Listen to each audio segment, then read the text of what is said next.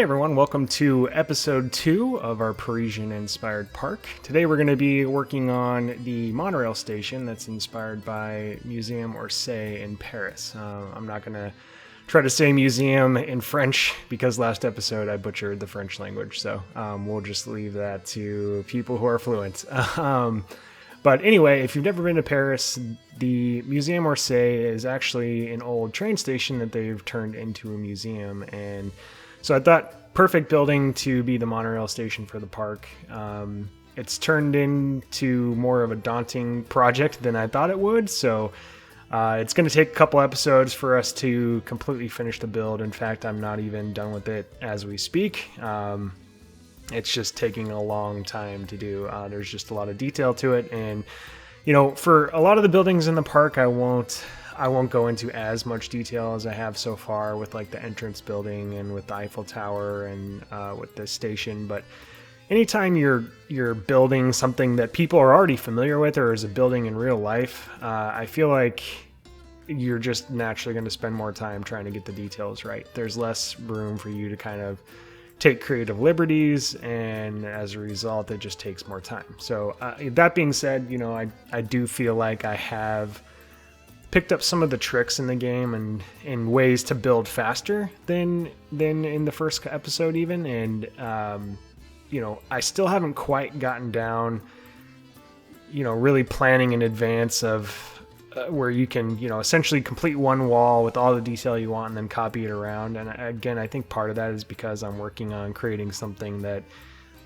recreating something that actually exists, and there's less room for sort of my own interpretation. And so if you're able to in the game have a really clear sense of the direction you want to go at the start, you can really lay a foundation that makes it a lot easier to copy it around, and you can complete a building in a much faster time frame. But this is taking a lot longer than I had thought, but I'm really happy with how the project is turning out so far.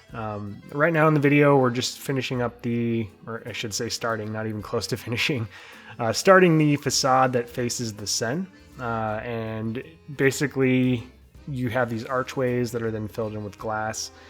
And it's just a really pretty building. If you've never seen it, I suggest you Google some images of it. It's right across the river from the Louvre. And interestingly, as I kind of researched this project, I found out that, this actually would probably still be an operating train station today if it weren't for the fact that the platforms in the original station were too short for the modern electric trains that came out after the station was completed.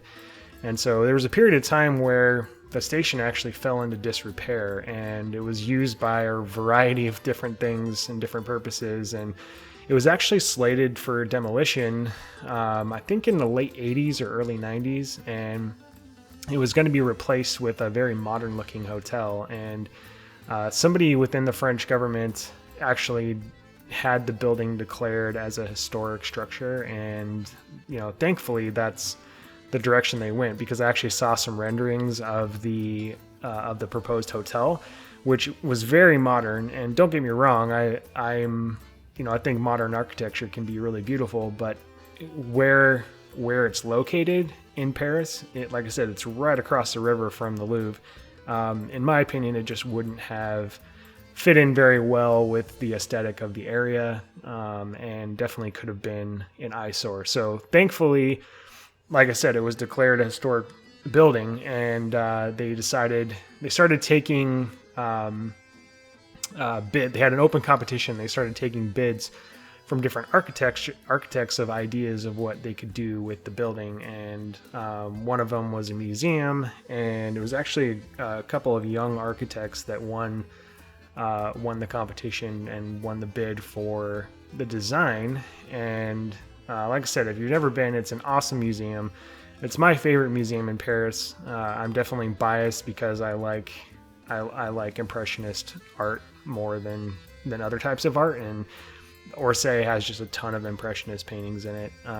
And so, yeah, I loved it, and I thought it was a incredible building, and I think it will do nicely for the purposes of our park here. So, again, just like I said, getting a little bit better at sort of getting one section of a building done completely detailed and then copying it around, which is what I'm trying to do here.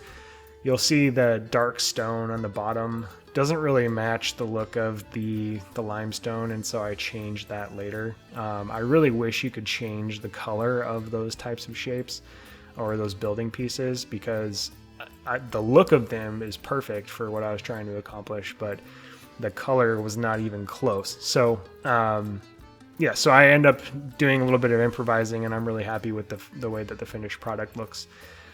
Here, just working on filling in and leveling the different heights for the glass that goes underneath these archways. These metal pillars worked out perfect for some of the spots in the facade that get broken up by, you know, metal beams essentially within the glass. And I was able to use one of the window pieces. I don't know what it's called, but was able to copy it around. You can see it right here. Was able to copy it around and create almost what looks like a seamless glass wall. And I'm really happy with how that turned out. It's almost identical to how the real glass looks in real life. So yeah, and one thing that I was really trying to be mindful of in this build is just the total part count of the building, which honestly I haven't done a great job in.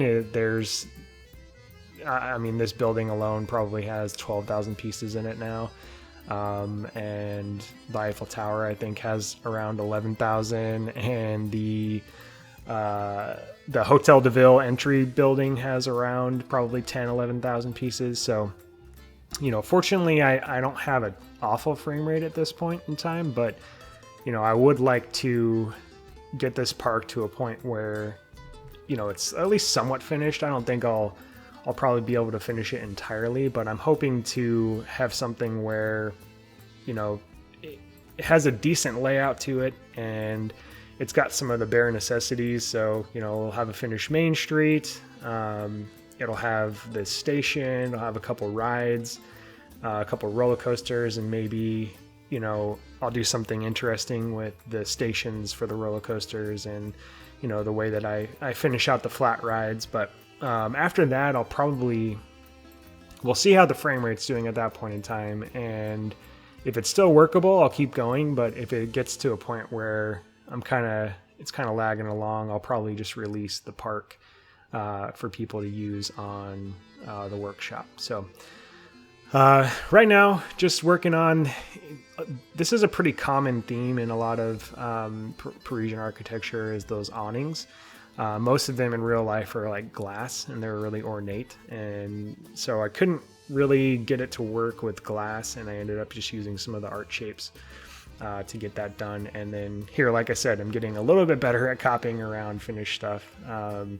You know, one thing that, again, I think is sorely lacking in the game is just a lot of like sculpture pieces that aren't necessarily themed to, you know, some of the characters. And on one hand, I understand where Frontier's coming from, that they need to, you know, they're sticking with the theme. They have a general aesthetic for the game. And then obviously they can't meet every single person's demand for what they want, you know, what they want in the game, especially if it's like something niche-y, like some more sculpture pieces or things like that. But it's really hard to get enough variety in pieces that give the illusion of detail in the buildings. And so like that piece that's at the top of the, I guess, sort of acts as the keystone of the archway there. That is a wooden balcony that you'll find in like in the wall details, I believe. And I use that a ton in this build. I used it in all kinds of ways. I twisted it around, turned it, and it's nice because it does give that illusion of like sculpture or detail. And so much of the architecture in Paris has that, and it's hard to duplicate it with the stuff that we have in the game right now. So that's one thing that I wish there was more of. You know, it's not something I really expect to happen anytime soon, just because there's probably bigger fish to fry for the team at Frontier. But that's just one example where I really feel like this game would be served really well by a modding community. And easy for me to say. I have no idea what kind of work goes into that or what kind of detail goes into that. So, like I said, easy for me to say, but I think if there was mods in this game, it would be a huge help in just what you're able to do. And that being said, we'll see what the April update comes out with and what options are available there. I think that there's probably, at least I'm hoping, I guess we'll find out this week at PAX, but I'm hoping that there will be, new building pieces, new roller coasters, new rides, things like that. Maybe even some new themes. I would love it if there was,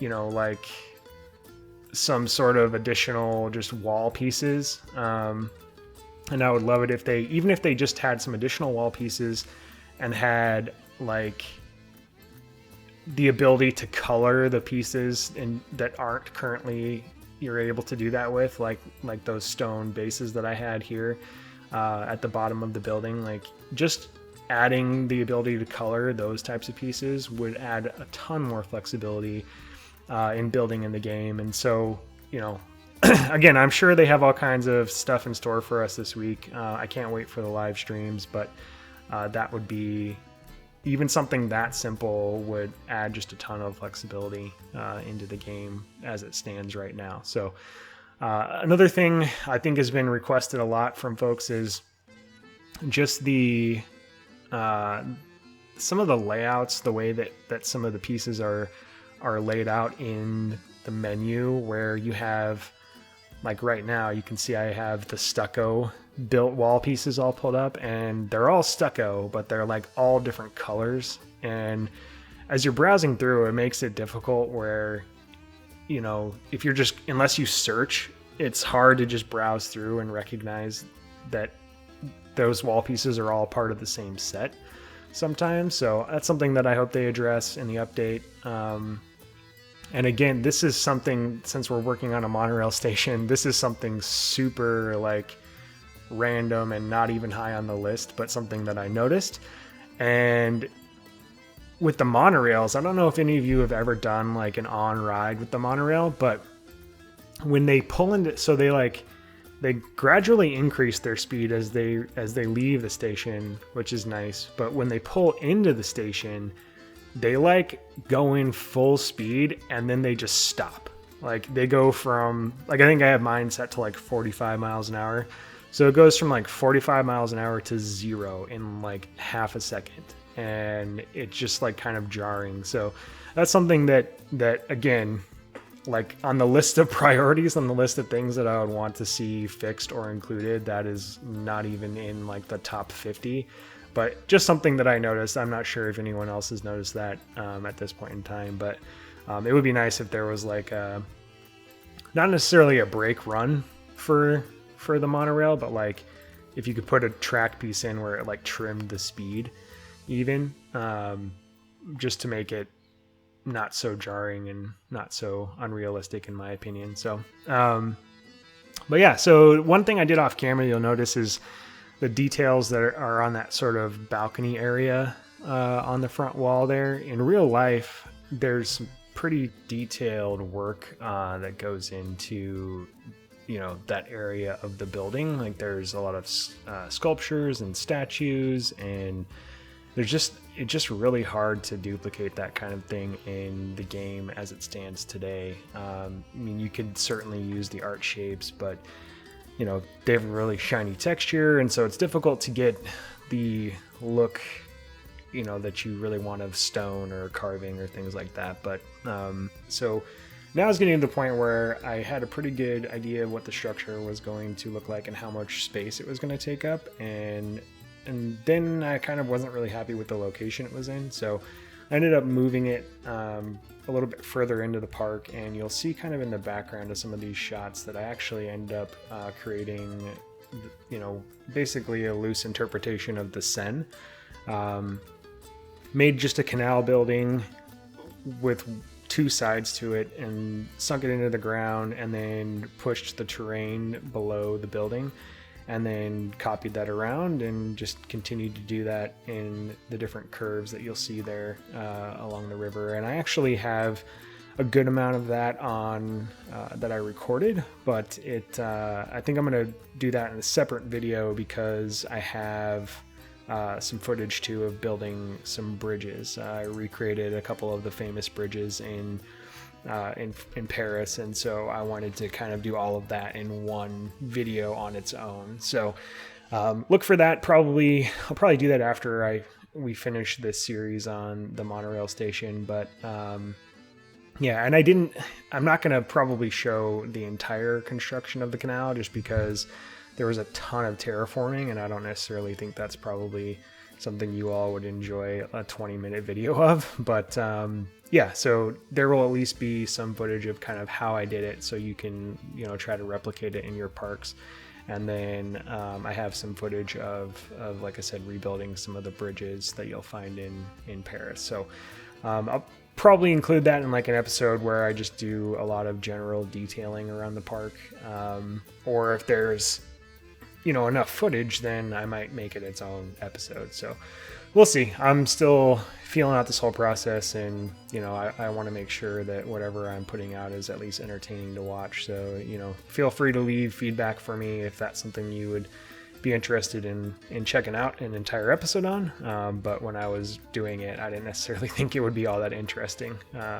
So we'll see. But anyway, here I'm just finishing up one of the end buildings, and I tried to copy over the like big arch that's just to the right on the main structure, but if you look at the photos, that's really too big of an archway. It becomes more narrow on the end, sort of the end building, and so I ended up having to kind of do it over. And I used the same technique where I placed one of the in-game arches and then just copied around those sort of stone corner pieces to give the illusion that it's made up of limestone. So yeah, here you see me trying to make it work with what I had already made to save some time, but it just didn't look right. So fortunately I was able to reuse like the pillars and that detail, but the arch itself had to be remade, unfortunately. So sorry, I tried to get some water. Yeah, so wanted to again try to be efficient in this process, and so it's taking way longer than I wanted, but I'm really happy with how it's turning out so far. And one thing that, again, I don't know anything about making a game, so I have no idea of how difficult this might be or how easy it might be, but it would be awesome if there was a way to, once you've made separate buildings, so like you can see right now I'm working within two different buildings, and when you do that, it creates that weird shadow, and it's sometimes hard to see how, what you're working on, which building you're working on. And a lot of times if you're trying to click on a part in the current building you're working on, and then it accidentally moves you into a different building, and it can just get frustrating and can interrupt your workflow and make things a lot more difficult. So I don't know if it's possible, but it would be awesome if there was a feature where you could group together buildings. So like I know they have the feature where you can take non-grid pieces and add them to a building, but you can only do that if the total building is under a certain piece count. I think it's like 5,000 pieces is like the max where you can add additional pieces to a given building. So it would be, again, I'm sure a lot of that is because of optimization and things like that, but it would be awesome if you could group together already completed buildings into one structure with a bigger count, like piece count. Because I know you can do that with like the mass select thing, but again, you have to be under a certain piece count, and even then, once you have it grouped together, if you were to go in and edit it, it's still going to treat them as separate buildings. So it would be awesome if you could group them together, and then all of a sudden they would be just one building, one building piece. So I don't know if that's been requested or not, but I know for me personally, that would save a ton of time and energy, and and frustration, and like I said, accidentally clicking on a building you're not working on, and all of a sudden you get transferred over, and then when you try to click that piece you were going to move, it just goes back and forth between the two buildings. So yeah, so hopefully that's something that will be looked at as well in the coming weeks in the update here that we're going to get in April. But yeah, so basically what I'm working on here is just trying to copy around those corner pieces. If you flip them around and kind of move them together with the advanced move tool, you can get that illusion of like basically the limestone look that you get in a lot of the buildings in France and in Paris. And so I was really happy with how that ended up looking. The one downside is that when you zoom really far out, it does kind of like clip together a little bit and can look a little weird. But you know, if you're just kind of glancing at the building or doing a flyby, or you know, just taking a picture, it gets the job done. It looks nice. So fortunately there's not a ton of detail on the bottom parts of these the end buildings. It's mostly at the top and at the roof line, which is where we'll spend most of the next episode on. But I'm really happy with how this end building came along. And yeah, if you've never seen the building, I'd encourage you to check it out. Just Google it and take a look at what it looks like in real life. But we're about at the end of the video here, so really appreciate you guys tuning in. Also kind of give you a sneak peek. I will be uploading a special project that I'm working on for St. Patrick's Day.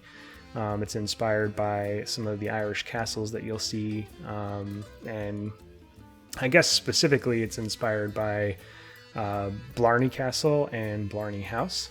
So I've made a coaster station that's based off of Blarney House, and then I have sort of a weenie on a hillside. Sorry, I'm not mature enough. I feel so bad for Silverette that everyone always just talks about him in weenies. But anyway, the castle is sort of on the hillside that you look at as you're, going up the lift hill and things like that. So that will be, I'll shoot to have that uploaded. That might be 2 episodes as well. I'll shoot to have one of them hopefully uploaded this weekend, and then the other one, the finishing episode with like a ride POV, will be uploaded on St. Patrick's Day. So anyway, yeah, that's gonna just about do it for this episode. I'm just filling in some of the details there on the bottom of the building, which I copied that around. Like I said early in the building, I had to take some creative liberties just because the building in real life has a hotel attached to it, and so the ends, I didn't really have a lot of reference to go off of. I just kind of had to make it up on my own, but you'll see more of that in the next episode. And I'm hoping that we can wrap this up in 2 episodes, but it might actually take 3 depending on how much longer I have to do. And I'll probably do like a lot of the landscaping and detailing like that off camera, but there's definitely still some work that needs to be done on the building itself. But yeah, thank you guys so much for checking out the next episode here. And like I said, stay tuned for the special build for St. Patrick's Day and episode 3 of our Parisian Park. So thanks again, and we'll see you in the next episode.